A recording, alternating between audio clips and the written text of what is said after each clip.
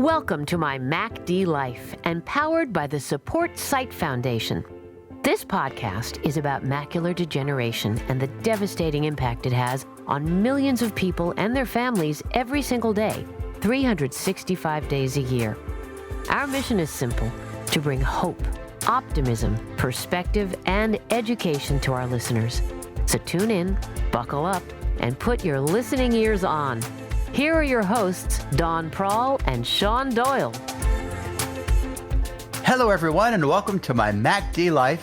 I'm your co-host, Sean Doyle, professional speaker, trainer, and book author, and I'm here today with my co-host, the lovely and talented, the amazing, the incredible, the irreplaceable Don Prahl, the founder and executive director of the Supportsite Foundation, and a visionary. Hey, Don. Hey, Sean. Hi, everyone. We're happy you've joined us. We're excited to bring you some great information, education, and inspiration. We really want to make a difference in the life of people who are suffering with MACD, and we call it MyMacDLife. And Don, one other thing. What's that, Sean?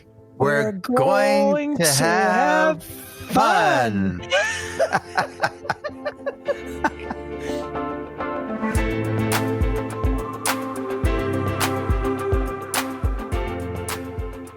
In this episode of MyMacDLife, we're going to explore the process and importance of audio production, audiobooks, and podcasts, and how they impact the lives of those who are sight impaired, visually impaired, or are living with MACD. Support for today's MyMacDLife podcast comes from Healthy Vision Association, Novartis, The Sparrow, Centric Bank, and Hinkelstein & Associates. You know, I've done a lot of things in my production career and my life. I'm a husband, I'm a father, I'm a musician, I'm a composer and producer for film, radio, and TV. But I started this company without really understanding and knowing how deeply I can affect the lives of people who are visually impaired or living with MACD through the work we do at Audavita Studios. And it's just been profoundly satisfying to meet you, Dawn, and to learn about this whole other aspect of what we were already doing. So I'm grateful to you for kind of guiding us into this world where we're now serving this population, not only with the podcast, but also with the work we do in audiobooks. Folks, that's my wonderful dear friend, David Wolf. David Wolf is principal at Audavita. David and his team are our true blue partners in creating MyMacDLife. And you've heard it from him. This is part of a journey, and that came to an intersection. We just kind of landed on each other. There you go, an intersection. And all of a sudden, the idea of doing a podcast about macular degeneration popped into your life, and you were crazy about it from the beginning. Yes, it was. Tell people why. It was why. love at first sight. I mean, listen. Sight, yes, get it? Everything we do is audio. I mean, we're really not, we are audio. That's what we do. And we are all about creating experiences for listeners. I talk about it all the time, the listener experience. And we're about creating visual elements in the theater of the mind, in the mind's eye. And for those who can't see, the mind's eye is where it's all happening. So you'll learn in this episode, the actors we work with when we do audiobooks, it's all in the mind's eye. The stories that are told and through the interviews or the other experiences we produce on podcasts for a variety of clients it's all about a very intimate, focused listening experience. And you and your team, I just want to do a shout out, are like part of the family. They're the best. Everyone cares very much about what they do and what they add to the experience in MyMacDLife. And I couldn't be more grateful or proud or honored to be working with you guys. And you have helped us launch this brand new idea, award-winning podcast in an incredible way. And I just want to thank you and our listeners need to know that you're the guy behind it and your team. And I think one other thing that I'd love you to tell our listeners is your passion comes out. You have passion for this. You're crazy about it. You and I talk on the weekends, at night. Why and where at this point in your life do you get that? Well, as you get to a certain age, right, what becomes important changes, right? So for me personally, at one point I was writing music for radio, TV, film, this and that and the other. And creative generation is largely, it's an artistic endeavor. And that is by nature kind of a self-centered idea. You're alone, you're writing, you're satisfying your own creative intuition. You're hearing it played by musicians. In my particular case, it was very, very gratifying and satisfying, but it is all about me at that level. There's a narcissistic kind of context to that. Here now, as I'm moving into my 60s and I'm building a team that cares, as you've said, and thank you for that. And I feel that too from them all the time. A project like yours just takes it to another level because we've got the team and we all love and care, but now we're really serving a population with meaningful content to really get the word out about MacD and to help educate and to be a part of facilitating that is very gratifying for this particular chapter in my life. It would have been at any chapter, but this is my experience with you now working on it.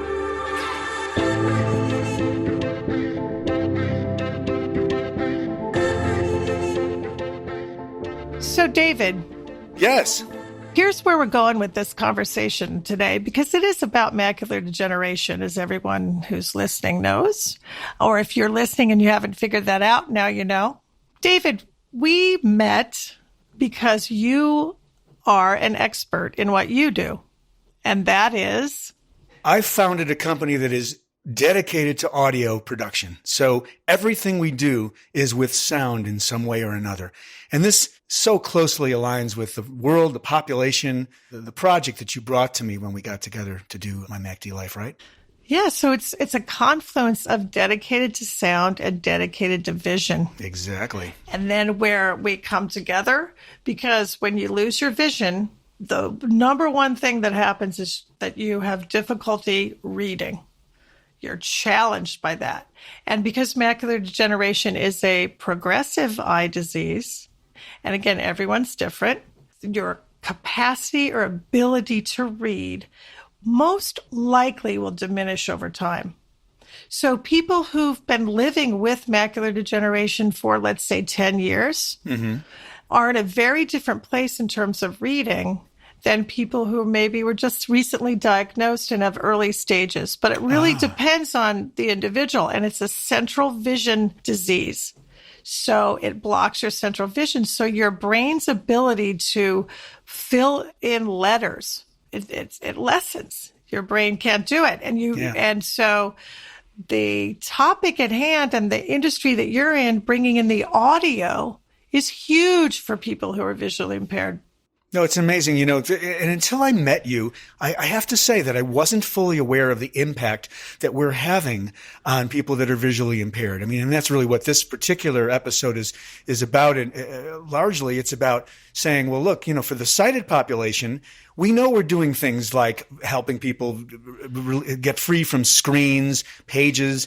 Listen while you drive, that nasty commute. Exactly. They can multitask. They don't have to be tied to a chair and reading. Maybe the sense that they have time scarcity, and this helps them multitask, as you've said. But there are so many powerful elements about the work we do that deeply and powerfully impacts the lives of the population you're serving. That's right. So people who are losing their vision have been listening to books, whether they've been read to by a caregiver or a loved one, or whether they've got the books on tape from the Library for the Blind, the cassette players, and they've been doing this for a long time. So fast forward to when did this industry really start? Well, it's funny you should ask. So I did have a few notes here to just share with those that are listening, because it's quite powerful. The audio consumption market is growing exponentially across all the genres in audio. It's outpacing ebooks. As we sit together, it's a $1.2 billion industry. Billion with a B? Billion with a B. It's growing at more than 25% year over year since 2013. Wow, that's incredible. It's explosive. What do you attribute that to? most of the activity we do is relating to the shift from sitting and reading, which we were talking about a moment ago. People have they perceive that they have less time to sit and read. So there's a perceived scarcity of time that may be driving the market. And the other thing is that the technology, the hypermobileness of everything with cell phones has just made this a very portable industry where you don't have to sit in a living room with a stereo, but you can be on the go while you consume content. Some people process information. I'm talking about sighted population where they have a choice or more of a choice.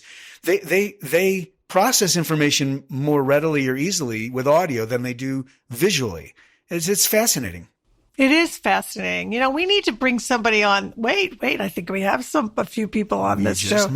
We have some more experts going to talk about this.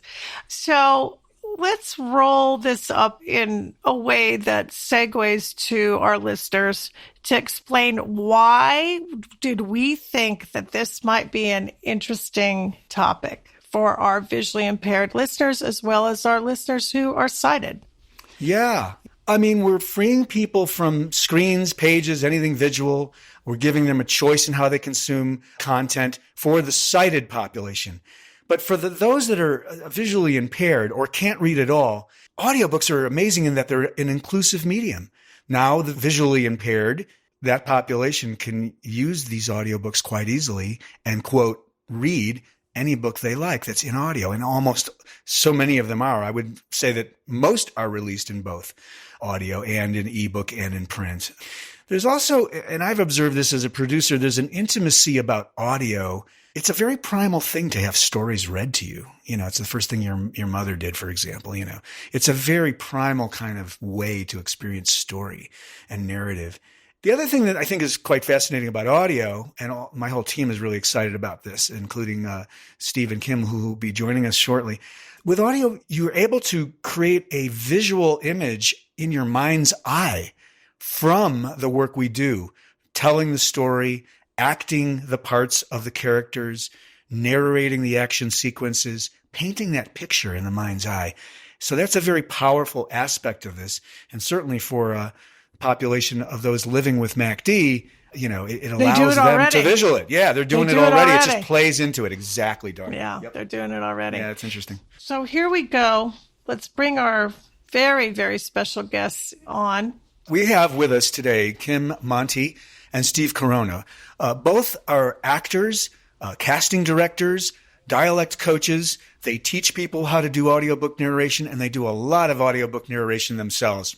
They're here to kind of share from their point of view how all this works, what it means, what they bring to it, how they think about it. Behind the scenes look at producing audiobooks and narrating them and acting in audiobooks. So welcome to you both. Thank you. Thanks for having us. Hi, Steve and Kim. Thank you so much for taking the time to join us today on MyMacDLife. We think this is going to be a really cool segment because I've thought about it while I'm listening to my audiobook, like how they do that. What does that voice look like? How do they change characters? All those kinds. It's magic. It's magic.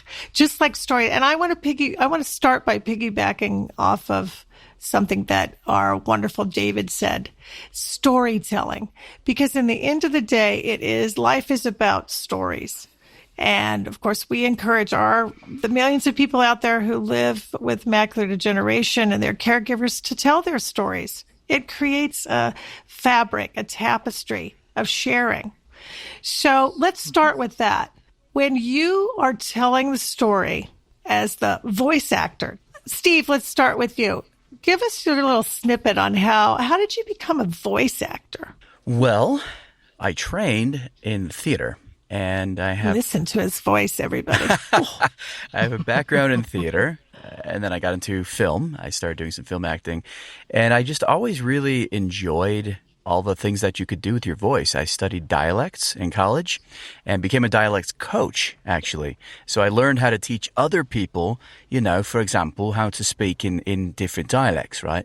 So because I really enjoyed doing that, I thought, well, maybe I could use that as an actor and play multiple characters in a story and just act with my voice.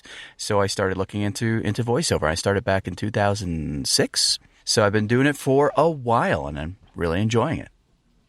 So give us one more. This is fun. So you can go in and out of dialect all during the interview. It'll add some real texture to it. How about that?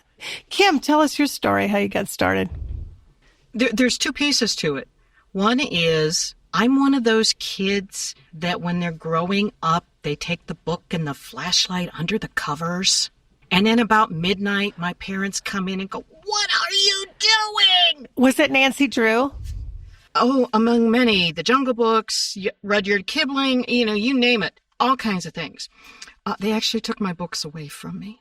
Ooh. That's my addiction.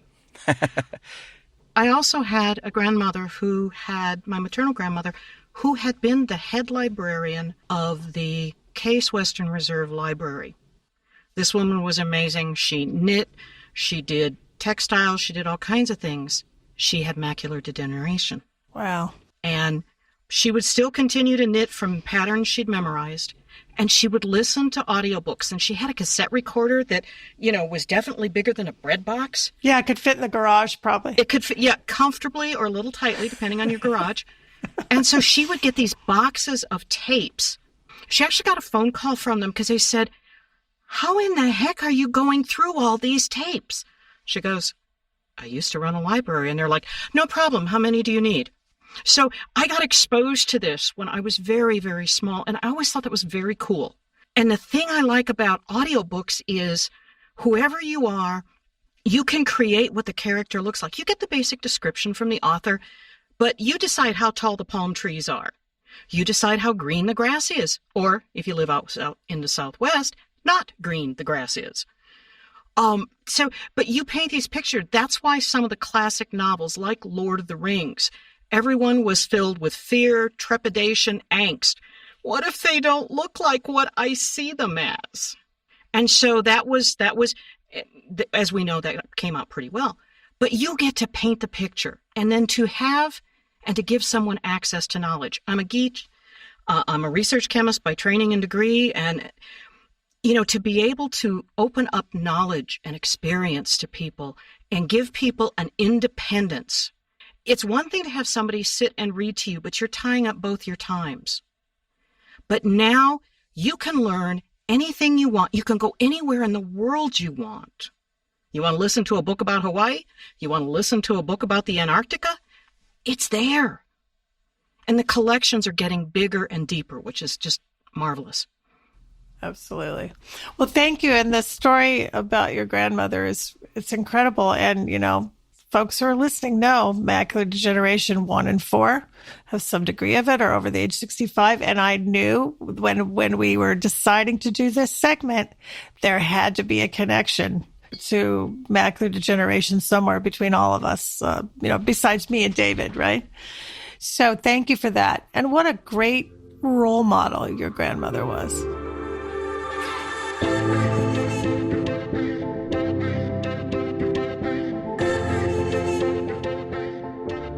So, David, you want to throw a question out to one of our guests here? Thank you, Dawn. There's so much to think about when you're doing voicing of a book. What is the most challenging aspect of it? You both are doing a wide range of work, but what's the most challenging piece as you crawl into a project as a single voice narrator on a book? Sure, yeah. Well, obviously, if there's multiple characters, the creation of the characters, we want them to, there needs to be vocal separation. You need to be able to tell the characters apart. So that's everything from gender to accent, pitch, pacing, tone, all of it. So we spend a lot of time going through and developing the characters. There's also the more daunting part for me anyway is putting the list together of all the words that we need to make sure we're saying correctly. Give us an example of that. Oh my gosh. Well, Kim can speak better to that. She had a book that was, she had a list as long as her arm of all the different words that she needed pronounced for her. It's very important that we get that up front to save us a lot of time on the back end. So Kim, do you want to segue into talking about making sure we have our pronunciation guides? Yeah, because pronunciation can be regionally specific. It can be country specific. But then you have the genre of sci-fi. And you have if anybody knows about Star Trek and the Klingon language, you've got entirely made-up languages and made-up words. So we have to go back to the author.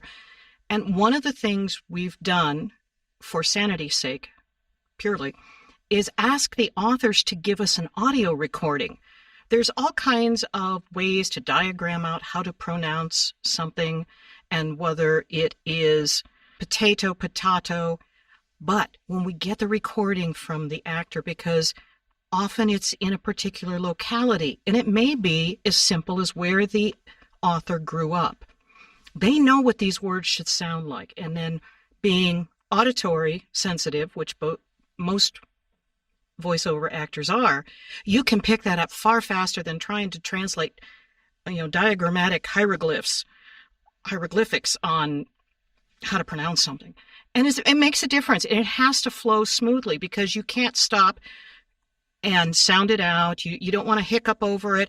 And both Steve and I happen to know this, is we will go through the sentences over and over and over again so that it comes out smooth. So you would never know we don't speak that terminology. So you're not just reading the book and recording it. You're actually, you read it first. How do you prepare? Which is what I think you're going to. I think my impression was you just opened up the book and started talking. Not quite. Not quite. I mean, sometimes I do that a little bit. I'll do more of a cursory skim, I guess, more than other narrators do. But that's just because I've been doing it long enough. I'm comfortable with that. I still like to know what are my words that I have no idea how to pronounce. So let's get those down. Give us an example of those. Oh, though. man. What okay, is so that? I just did a book where there was a lot of Hebrew words and names, locations that I was not familiar with. So I had to make sure that I got those from the author. And you could do some amount of looking it up on your own, Google Translate, things like that. But you can't always rely on that because sometimes that's not going to pronounce it the correct way. And sometimes there are 3 to 7 acceptable pronunciations. Exactly. Which one does the author prefer? Yeah, that's so true. Exactly. How engaged are the authors? Do they listen to the whole thing while you're taping it and stuff, or what do they do? I can jump in on that one. So typically they are not a part of the recording session process itself. What we do is we have checkpoints so that the author can check and make sure we've got things dialed in. It's the right pace. The characters are dialed in well in terms of how the author envisioned that they may sound. Sometimes we have situations where I think we're working on a project now where the author has told us boldly that he's been hearing these voices of these characters for many, many years. So then we're challenged with trying to essentially satisfy what they've been hearing in their head, but still bring it to life in a whole new way with the particular actors that we're casting for the project. So there are some challenges around the difference between the author's auditory, vision of what it ought to be, if you will, and what we actually bring to life in the recording process. But typically we do it in a clean room, and then we show them where we are, and we allow them to get some input. Steve? Yeah, and if I could jump on that. So typically, right, there's a lot more space between when we record and when the author listens and we get feedback and do another round. What I loved was a slightly different process. We did a book last year with David's good friend, Irv, The First Dog on Earth. Amazing book, so well written. And what I loved about that process was it was a lot closer, working back and forth with Irv as the author. I could send him a chapter. He would listen and give me immediate feedback so that I could, make sure that I was on track all throughout and I was satisfying what he wanted from me. And just a real fun story with that, if I could. Irv, I loved this. Speaking about a minute ago, we were talking about why are audiobooks becoming, a huge thing? And I think part of it too is it's sort of hearkening back to that sort of golden age of radio. And I love, this was probably the best compliment I ever got as an audiobook narrator. Irv told me that he said he loved hearing the chapters as I was sending them out. And he said he felt like a kid sitting in his treehouse, listening to the radio, waiting for the next chapter to come, the next episode of this story. Even though he wrote the story, he knew what was coming. He couldn't wait to hear my interpretation, my performance of it. And I'll say that Irv was he recently deceased, so I say he was an advertising guy on Madison Avenue. So he was used to production and used to writing a script and then taking it into a studio. Many authors are not used to that process until they've done it a few times and learned that there's a difference between what they've put on the page and what will actually be brought to life. I wanted to dig into a little something that might be really interesting, Dawn, for those listening. When you're an actor and you do have to differentiate character from character, what are some of the techniques you use to create that differentiation? There's a scope of things you can do with your voice. Part of it's talking about how you do it, and we want to hear some examples, if you don't mind. No, sometimes you just have to put some time on the job. And you just have to really what's the word? Organize your thoughts. I have a little problem with that sometimes. And you just pull it together. And you take all the bits that the author gives you. Because sometimes that's all you've got to go on is a couple sentences or maybe the age of the character. And, some kids they've just got to get on it. And you've got to jump on it. Yeah, and get going. Because there's a deadline. There's always deadlines. And ask David. He knows all about deadlines. I don't know nothing about deadlines. No, you get all this information from the author. And so, as Steve mentioned earlier, it's pitch, it's pace, it's tone, it's what are you doing with your mouth? Where do you talk with your mouth? Are you talking out your lips? Or are you talking back in your throat? Because if you go back in your throat... Don't forget about dialects and accents, No, my friend. It is so good to have the dialects. I'm talking over here.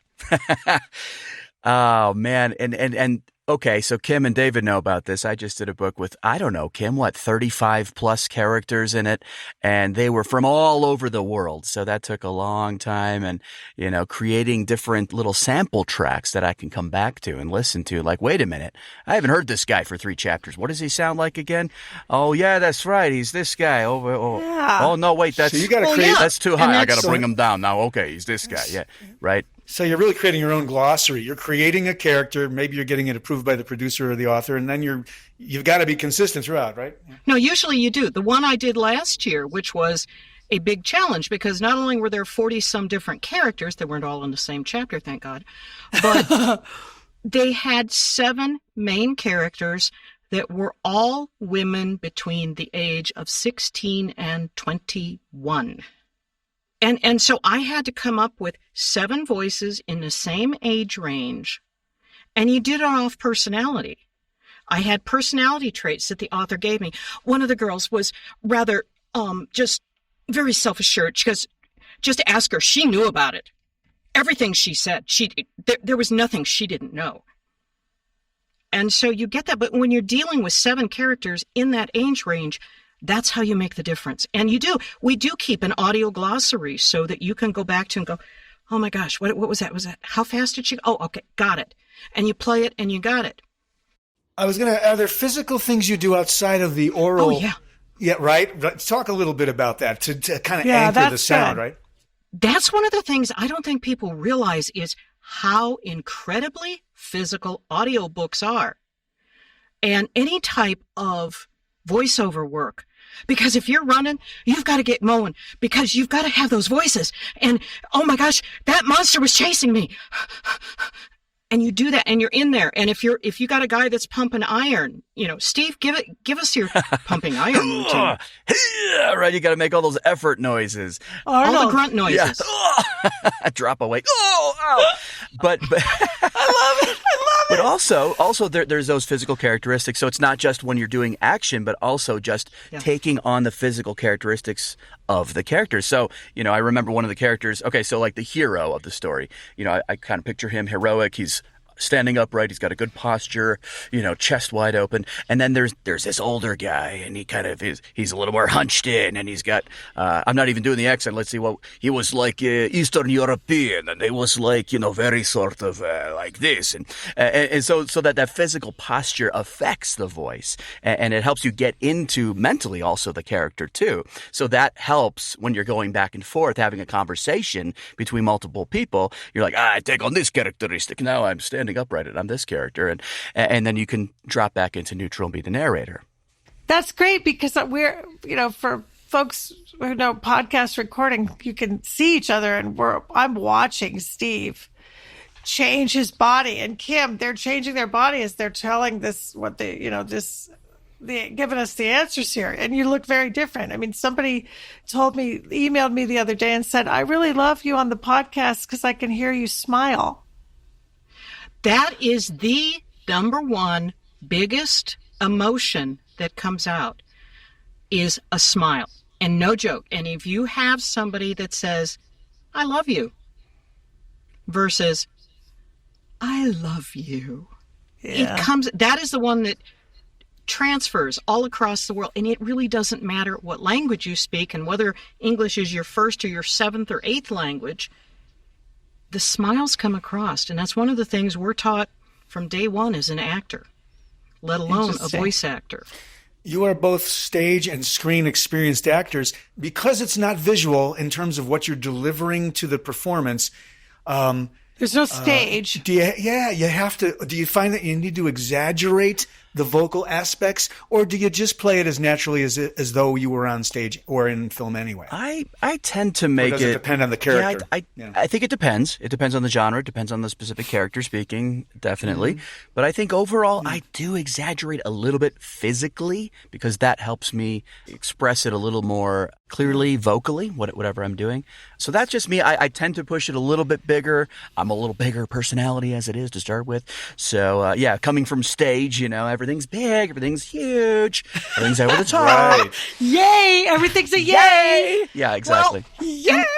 If you stop and think about it, when you have a visual medium in front of you, be it a podcast, movie, whatever, you have your body, you have your facial expressions, you have your voice, you have your hands. When I was growing up, my teachers would say, Kim, stop talking so much. Sit on your hands, please. It worked every time. Shut your mouth, sit on your hands. Yeah, it worked every time. It was very disappointing. But when you're doing the voiceover, you have to find a way that you have to move all of your body movements, all of your feelings, all your facial expressions. You have to it's kind of fearful, but you have to kind of just, bring it all together and talk about, I think there's a monster behind me, and I really should look, but, I don't want to look. There's nobody there. Oh my gosh. I'm okay. And you have to bring all of that. Yeah, it's like, I know, David, you've said this before, and I know I've heard it somewhere else too, but it's like the theater of the mind, right? Because you're visualizing everything that you can't see, because it is only audio. Yeah. So I've got to, I want to wrap around our topic here a little more. Did you ever, well, obviously, Kim, your grandmother had macular degeneration, but did you ever think about the impact that you have on what you do for a living has on people who can't see, and how much they need you and how much joy you bring them? I've actually talked to some friends of mine who have been losing their eyesight, and they said one of the things that they love about audiobooks and the actors who bring them to life, and there's, as in any industry, there's good, bad, and indifferent. But what they adore is those who put everything in it. They said they can hear it, they can tell it, and it gives them back a sense of freedom and independence, those being two very different things. But the independence, they don't have to wait for someone to read to them. They don't have to, many of the websites now, you can go in and listen to clips before you buy. I advise that, by the way.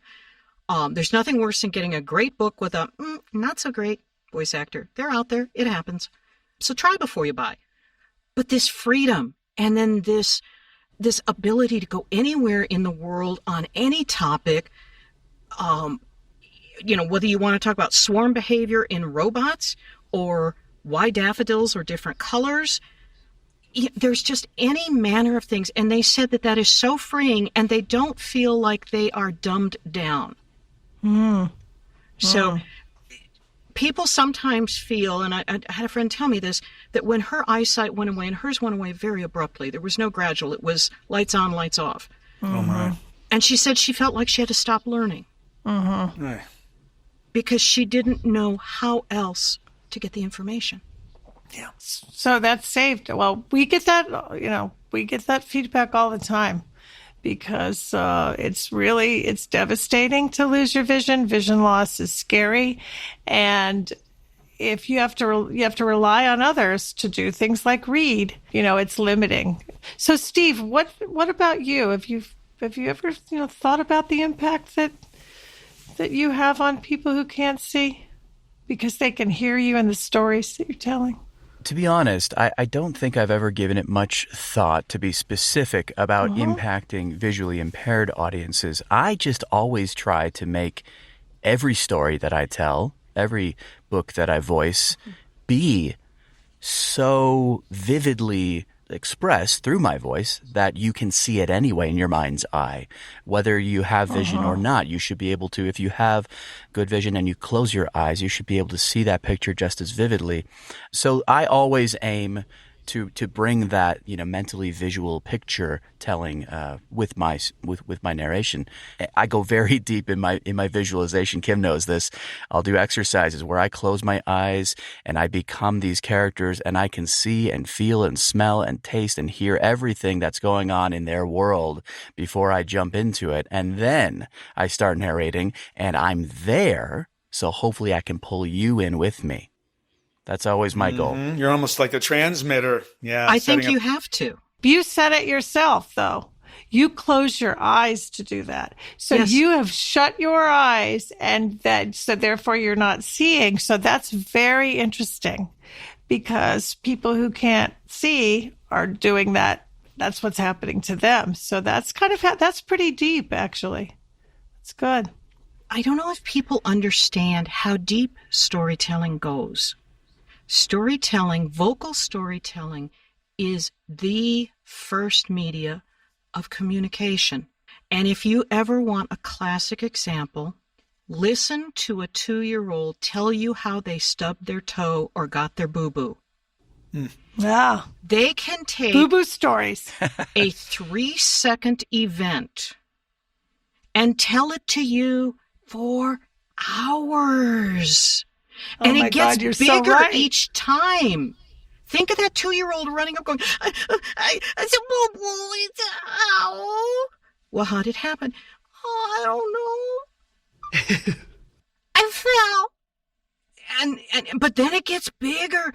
This is storytelling. This is, and Bobby pushed. This is storytelling at its finest. It is that innate. You have a 2-year-old that will give you storytelling. It was only after storytelling did they start painting pictures on the cave walls. Storytelling came first. Yeah. This is why it grabs people. Kim's philosophy, Kim's theory. Well, that's really cool, but we've talked about the complexities of doing this, but there's actually an underlying fundamental simplicity to storytelling as well that has to be folded into the details of what you think about to crawl into character, to do the narration, right? So. Yeah, and we don't stop as adults. We continue, right? Hey, man, you should have seen. I was standing there, and there was this monster fish, man, and it came out of nowhere, and I reeled it in. I was working on it for hours, and I needed 3 extra beers, and What's the point of telling somebody something if you don't have a good story? I've been accused of telling too long and too detailed of stories, and I know I do that, but the details matter to me. Right? Yeah. That's part of the story. If you're not telling a story, if you say this guy came over and he had knocked on my door and then I got scared and he left, That's not a story. That's just reporting what happened. Right. On this very high level. The details bring it alive, right, Dawn? Right. So, Yeah. Kim, what questions, like, what would you say? Do you get feedback from the listening audience?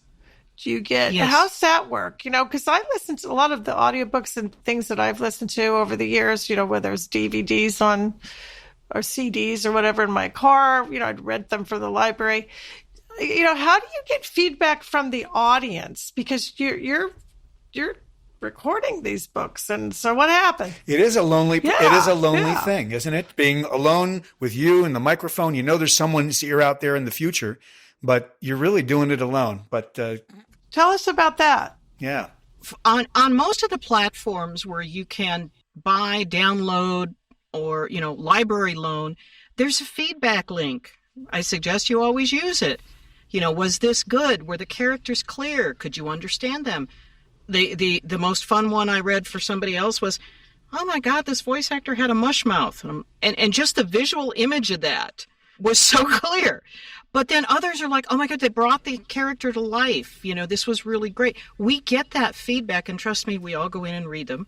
And it's not an egotistical thing. It's like, was I truthful in acting? Yeah, that's good. Yeah, were you truthful? That's good. I like the truth. Were we truthful to the character? Were we truthful to the story?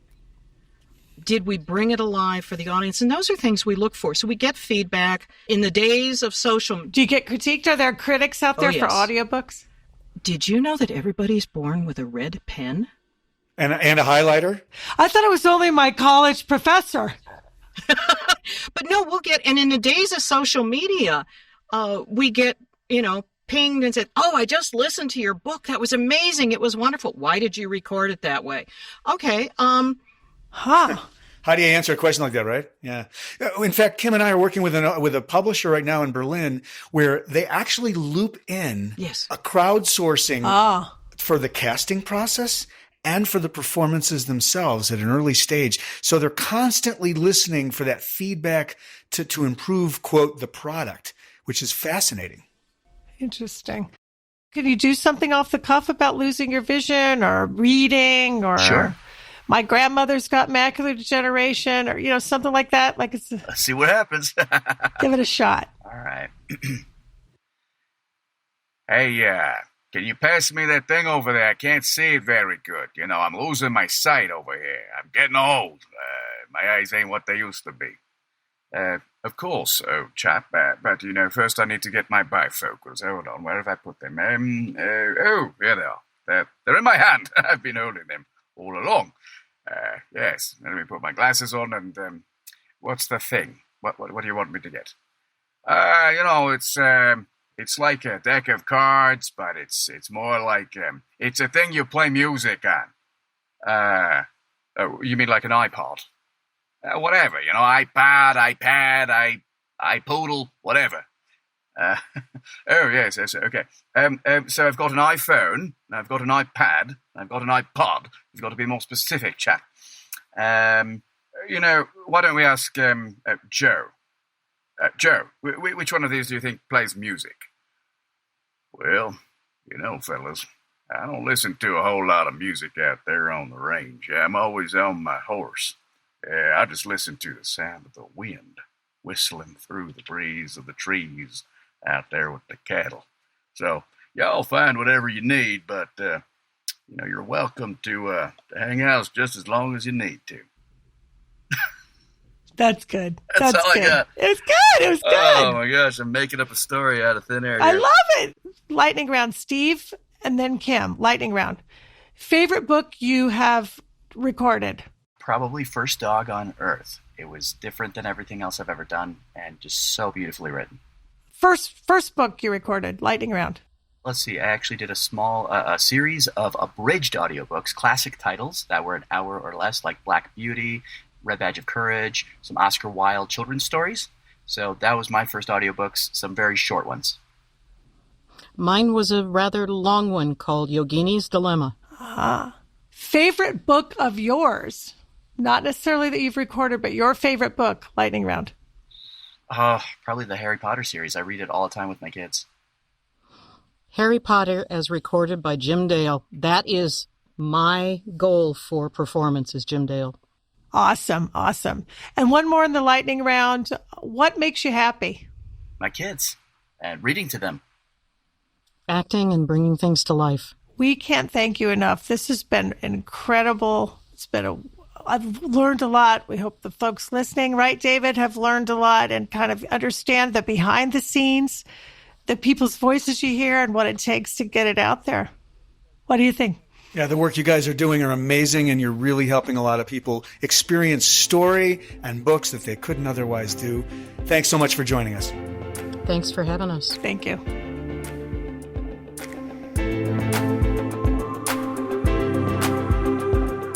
MyMacDLife. MyMacDLife. MyMacDLife.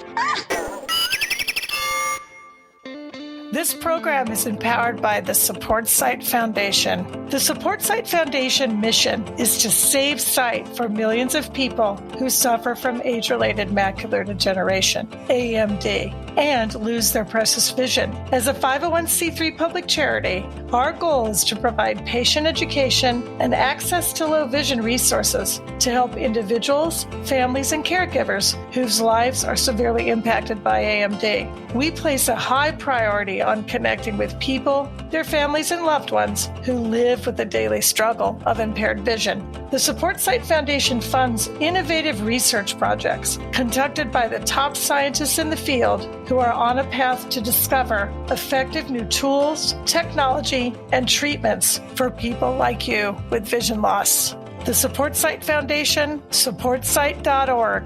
supportsight.org, or call us at 888-681-8773 and connect with us on social media. Thank you.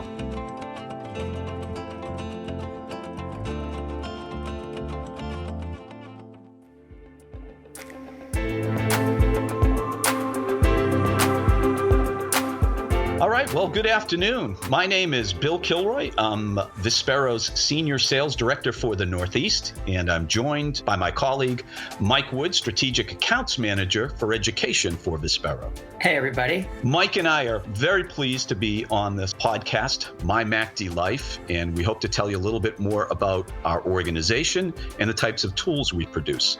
Vispero is the world's largest assistive technology for the visually impaired.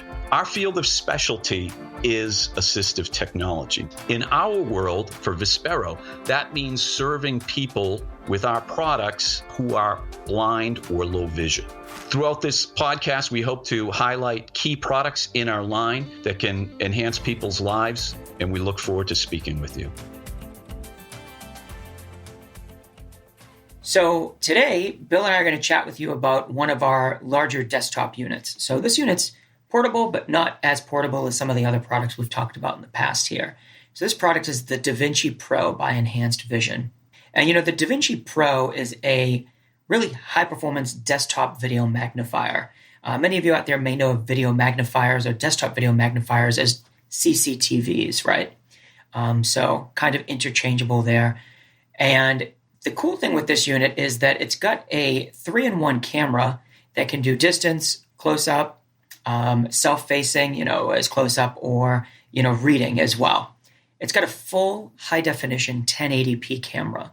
So, the cool thing with these is those 1080p cameras, and Bill, I'm sure you're out there using these at conferences or you're showing these in a home with somebody. One of the things they always say is like they're shocked. They're like, ooh, you get the oohs and ahs like the fireworks, right? When you show them how far this can zoom out to look in the distance. It's amazing, yeah. I used one of these actually couple months, now coming up on about a year for the spring. I had some eagles nesting in a tree in my yard, and I used one of these to zoom in and get like up close. I was watching them making the nest. And I mean, it's, these are one of those things where it's like, all right, here you can use it for reading, but you can use these for so many other things. It's great for applying makeup, which I'm not wearing, but shaving, which I also didn't do this morning, reading, writing. For me, working with students, these are great in the classroom. You can view the smart board, the whiteboard, the chalkboard, depending on what school you're at. And you can also use this to kind of pan around the room and see, if you're in a meeting, you could look at your colleagues in the meeting, or your classmates in class. Another thing that the Davinci Pro adds in is the capability of OCR. And many of you have heard us talk about OCR in the past, right? It's optical character recognition. And more simply stated, it's scanning and reading. So if you've got a page of text that you want to have this product scan in, the Davinci Pro can scan that and then read it out loud to you in multiple voices. You can customize the voices, whether you want male or female. You can change the speed of that. Really customizable. When you're magnifying, you've got a 24-inch monitor.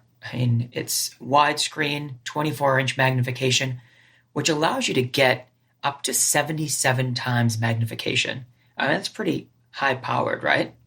So you can use that to do your magnification, change the color contrasts. You've got 28 different viewing colors. So if you want to use black on white, white on black, yellow on black, you name it, there's 28 different color combinations that you can use. Well, I think, one of the things you're touching on is, this thing is chock full of tons and tons of features and specifications, that, it is the top of the line. It has every feature that you'd want in a traditional desktop video magnifier. And it uses that 3-in-1 camera as the platform, which gives you some great versatility. Traditional desktop CCTV, camera looking down, lighting system, XY table, moving your print material, your print object in and out, left and right to pan through, reading material. But what I love about this, Mike, you nailed it with the personal viewing and the distance viewing. Yep. But also think about that 3-in-1 camera and the distance it provides from the bottom of the camera to let's say the top of the XY table, Yeah. or it also swings out to the side too. So for you hobbyists out there, we've all taken these types of products into companies that are doing manufacturing for inspection level type of stuff, circuit boards, welds on medical devices, removing burrs, those types of things to make sure that something's perfectly smooth. The quality of the image is that good. So again, a lot of people will still do the hobby type of things, whether it's, stamp collecting or repairing computers, fixing, just things that, we talk about crocheting, knitting, doing a lot of stuff where you want a lot of work area under that camera. This is that type of device that can be versatile in all of those types of situations. And that's a great point. I know I've worked with some people that were tying fly fishing lures underneath this, so you can do all sorts of that stuff. And then as easy as something as viewing photos of your grandchildren or family, right? I know around a couple months back around the holidays, you're sending out holiday cards and people were loving the fact you can put that under these units and zoom right in and get a crisp, clean picture. And for those of you out there that are really tech savvy, you can also connect your computer to this unit and toggle between the CCTV and the computer, or you can connect it to your iPad as well. So this is I think you had said, top of the line product, right? This is the top-notch product, well built, going to give you a lot of flexibility. It's going to grow with you. So as you learn more and more about it, you can do more and more with it. It does come with a 2-year warranty as well, which is always nice. I know we get a lot of questions from people, what's the warranty on this? And so you've got a 2-year warranty from the manufacturer. And there's two levels of this device too. I think we can distinguish. They both do OCR. They're both 24-inch monitors. They both use, the high definition 1080p camera. But really, the functional difference is the OCR capabilities that you have. So you have a base model that's the Davinci HD. Full page OCR, and that will do some basic OCR, basic full page OCR. The Davinci Pro HD full OCR will give you a lot more flexibility in capturing a page, capturing a portion of a page, navigating the page, flipping back and forth between reading, meaning listening to what you are reading, and then to flip visually to view what you are reading. There's 2 different models that you can choose from, and I think let's see, the pricing here is for the Davinci HD with full page OCR, it's $3,295. If you wanted the Davinci Pro HD with the OCR and with all that, the bells and whistles for the OCR, you're at $3,995. So nobody enters into these types of procurements easily, let's say. So, we have partners around the country that we contract with. And so if you want to, go online and check out the product, we have videos on these devices that you can see. You can download and read all the user's guides that come with this before you make a purchase. But also, it's key that we have channel partners that you can reach out to, that you can set up a demonstration with. They'll come to your home.